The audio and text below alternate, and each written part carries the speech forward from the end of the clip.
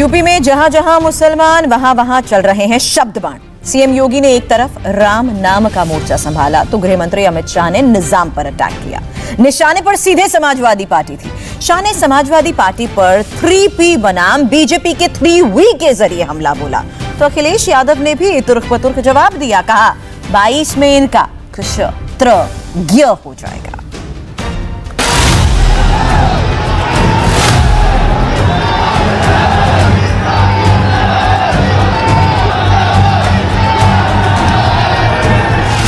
जय श्री राम, जय जय श्री राम। भारत माता की, भारत माता की, भारत माता की। रैलियों का रेला था, यूपी का खेला था। एक छोर मुख्यमंत्री योगी ने संभाला, दूसरा छोर गृह मंत्री अमित शाह ने। मुख्यमंत्री योगी आदित्यनाथ अपने गृहनगर गोरखपुर से लेकर पीलीभीत तक थे। विकास के नाम से लेकर राम राम तक कर रहे थे। उधर पश्चिमी यूपी में अमित शाह ने इसे निजाम से संभाला। भारत माता की। भगवान राम के भव्य मंदिर निर्माण का कार्यक्रम किसी से छुपा हुआ नहीं है। हम कोई कार्य चोरी छिपे नहीं करते हैं। उनके निजाम का मतलब है एन से नसीमुद्दीन, आई से इमरान मसूद, जेड से आजम खान और एम से मुख्तार अंसारी। योगी अपने उस इलाके में थे जो उनका चिरपरिचित पूर्वांचल है। योगी ने एक वाटर बॉडी में बड़े प्रोजेक्ट्स को हरी झंडी दी। योगी खुद नाव पर बैठकर रामगढ़ ताल में सैर के लिए निकले। गोरखपुर के लोग कहते हैं कि ये योगी का पर्यावरण प्रेम है। रामगढ़ ताल में योगी का ये उद्घाटन एक बड़ी शुरुआत है। जो कल और आज मिलाकर के लगभग 18.5 करोड़ 100 करोड़ रुपए की परियोजनाओं का लोकार्पण और शिलान्यास गोरखपुर के लिए हुआ है। इसमें सड़क भी है, सड़कों के चौड़ीकरण का कार्य भी है, इसमें मेडिकल कॉलेज में और विश्वविद्यालयों में महाविद्यालयों में बनने वाले हॉस्टल के निर्माण का कार्य भी है, रिसर्च सेंटर के भी लोकार्पण का कार्यक्रम है। इसके साथ ही यहां पर इसके साथ जुड़ जाता है, वे सभी कार्यक्रम इसके साथ जुड़ते हैं। कहीं वाटर कॉम्प्लेक्स का जुड़ता है, कहीं ITI का, कहीं स्किल डेवलपमेंट के सेंटर का, कहीं पॉलिटेक्निक का, कहीं इंटर कॉलेज का, कहीं पर अन्य वे सभी कार्यक्रम जो हम सबके समग्र विकास को आगे बढ़ाने में सहायक हो सकता है। ये योगी का विकास का प्रोजेक्ट था। योगी ने अपने घर में ये करके बताया कि वो पूरे यूपी को किस शक्ल में देखना चाहते हैं, मगर इस बार पॉलिटिकल रेंज व्यापक है। 2017 के चुनाव में 61% मतदाताओं ने अपने मताधिकार का प्रयोग किया। इसमें 63% से ज्यादा महिलाएं थी। पुरुषों का प्रतिशत करीब 60% ही रहा। चुनाव में बीजेपी ने 312 सीटें जीतकर पहली बार यूपी विधानसभा में 3/4 बहुमत हासिल किया। वहीं अखिलेश यादव की अगुवाई में समाजवादी पार्टी और कांग्रेस गठबंधन 54 सीटें ही जीत सका। प्रदेश में कई बार मुख्यमंत्री रह चुकी मायावती की बीएसपी 19 सीटों पर ही सिमट गई। इस बार साफ है कि सीधा मुकाबला समाजवादी पार्टी और बीजेपी के बीच है, लिहाजा अब बीजेपी के सीधे निशाने पर समाजवादी पार्टी है। इसमें कानपुर और कन्नौज के इत्र वाले नोटों ने नई खुशबू जोड़ दी है। महाराजगंज की सभा में योगी को सुनिए और समझिए। उत्तर प्रदेश की पिछली सरकारें उत्तर प्रदेश में दंगाइयों को प्रश्रय देती थी, उत्तर प्रदेश में अराजकता को बढ़ावा देती थी, उत्तर प्रदेश को परिवारवाद की जागीर मान करके उत्तर प्रदेश को अराजकता की आग में झोंकने का कार्य कर रही थी। नौजवान बेरोजगार था, किसान बदहाल था, महिलाएं असुरक्षित थी और प्रदेश के अंदर अराजकता का एक वातावरण था। प्रदेश के नागरिकों के सामने पहचान का एक संकट आया था। लेकिन भाइयों बहनों, प्रधानमंत्री मोदी जी के नेतृत्व में, उनके आह्वान पर प्रदेश की जनता जनार्दन ने भारतीय जनता पार्टी को अपना आशीर्वाद दिया। पिछले 4.25 वर्ष से प्रदेश में भारतीय जनता पार्टी की सरकार कार्य कर रही है और सरकार की कार्य पद्धति आपने देखा है। आज प्रदेश के अंदर पिछली सरकार में गरीब को आवास नहीं मिलते थे, आवास का पैसा कहां चला जाता था हर व्यक्ति जानता है। लेकिन हमारी सरकार आई, 4.5 वर्ष में 43 लाख गरीबों को एक एक आवास उपलब्ध करवाने का कार्य किया गया प्रदेश के अंदर। यहां के देवी के स्थानों के भी कार्यों को उसमें लोकार्पण और शिलान्यास के साथ जोड़ा है, धार्मिक स्थलों को भी जोड़ा है, आस्था का सम्मान भी किया है। यह पैसा पहले कहां चला जाता था? कब्रिस्तान की बाउंड्री में। आज कब्रिस्तान की बाउंड्री में नहीं जा रहा है, आज यहां पर देवी के स्थानों का, धार्मिक स्थानों का पुनरुद्धार करने, जीर्णोद्धार करने, सुंदरीकरण में पैसा खर्च हो रहा है, आस्था को सम्मान देने का कार्य हो रहा है। और यह आस्था का सम्मान केवल भारतीय जनता पार्टी कर पाएगी। योगी पीलीभीत में भी नहीं रुके, राम के नाम पर समाजवादी पार्टी पर उनका हमला जारी रहा। पीलीभीत की बांसुरी थी, आप याद करिए पीलीभीत की इस बांसुरी को कभी भगवान कृष्ण बजाया करते थे, आज हमने पूरी दुनिया तक पीलीभीत की बांसुरी को पहुंचा दिया।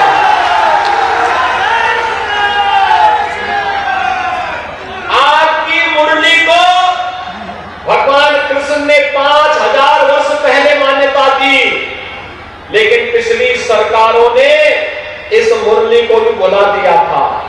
और भाइयों बहनों, आज 5000 वर्ष पुरानी भगवान कृष्ण की स्मृति को हमारी सरकार ने एक जनपद एक उत्पाद योजना के माध्यम से फिर से आपकी ब्रांडिंग का एक माध्यम बनाया।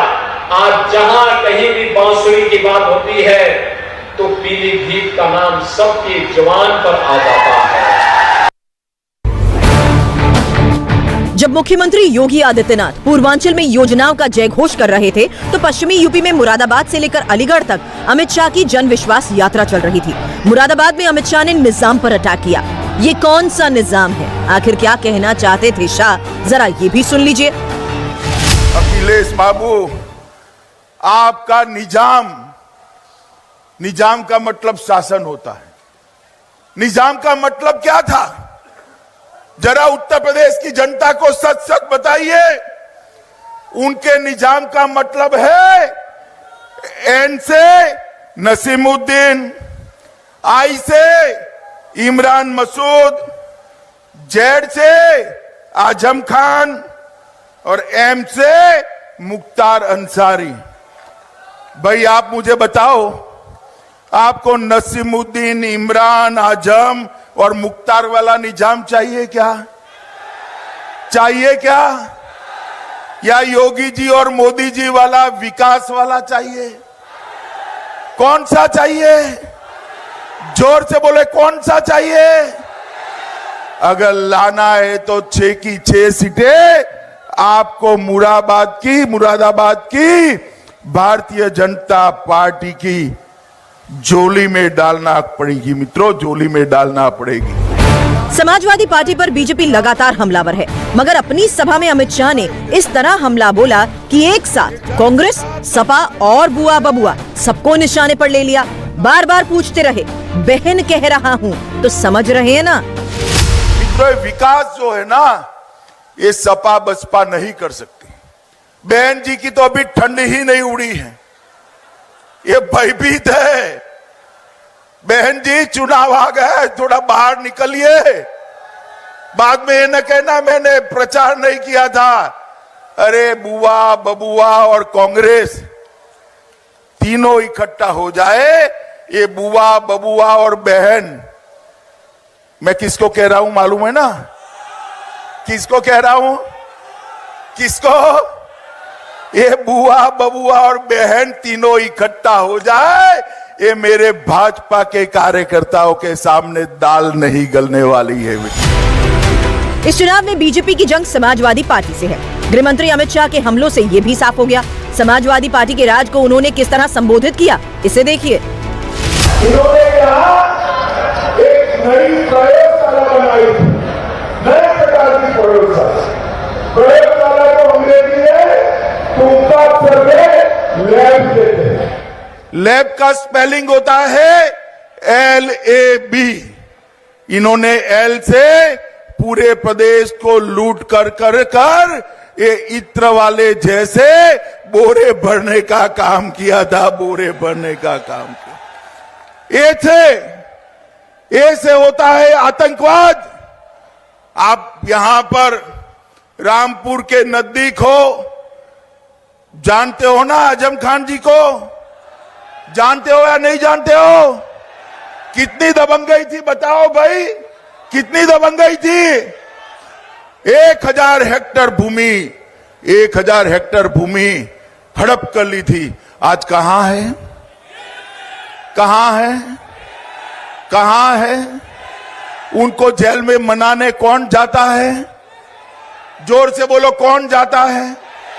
वो अगर सीएम बनते तो वो जेल में रहेंगे क्या? रहेंगे क्या? बाहर आएंगे या नहीं आएंगे? आप चाहते हो बाहर आए? आप चाहते हो बाहर आए? तो क्या करना पड़ेगा? फिर से भाजपा सरकार बनानी पड़ेगी, तभी जाकर होगा। समाजवादी सियासत के पक्षपात और बीजेपी के विकासवाद को अमित शाह ने उन्नाव में एक नई व्याख्या दी। योगी की उपलब्धियां गिनाई और बीजेपी के डबल इंजन राज की कामयाबी की कहानी बयां कर दी। मुझे बताओ भाइयों बहनों माताओं युवाओं, राम सेवकों पर, कार सेवकों पर किसने गोली चलाई थी? जोर से बोलो, सपा पार्टी ने चलाई थी या नहीं चलाई थी? और वो हमें ताने लगाते थे, मंदिर वहीं बनाएंगे, तिथि नहीं बताएंगे। अरे अखिलेश, जितनी ताकत है इतनी अजमा लो। अब मोदी जी ने भूमि पूजन कर दिया है, कुछ ही महीनों में आकाश को छूने वाला प्रभु श्री राम का मंदिर बनने वाला है। आप रोक नहीं सकते। इस समाजवादी सरकार में 3 P काम करते थे, परिवारवाद, पक्षपात और पलायन। भाजपा के शासन में 3 V काम करते हैं, विकास, व्यापार और सांस्कृतिक विरासत। ये बदलाव आ गया है। योगी और शाह के बयानों की ये गूंज समाजवादी पार्टी के टीपू सुल्तान के कान तक भी पहुंच रही थी। टीपू, जी हां, अखिलेश ने इसका जवाब ट्विटर पर दिया। उत्तर प्रदेश भुखमरी, बेरोजगारी, बेकारी, महंगाई और बदइंतजामी के दौर से गुजर रहा है। तब भाजपा के नेता ABCD व अक्षरों को जोड़कर बचकाने व अपरिपक्व शब्द बनाने में लगे हैं। इन बातों से ना तो लोगों का पेट भरता है, न घर चलता है। 22 में जनता इनका क्षत्रज्ञ कर देगी। इंडिया टीवी हर वक्त हर जगह डाउनलोड करने के लिए सर्च करें India TV news Google play store या ऐप स्टोर पर।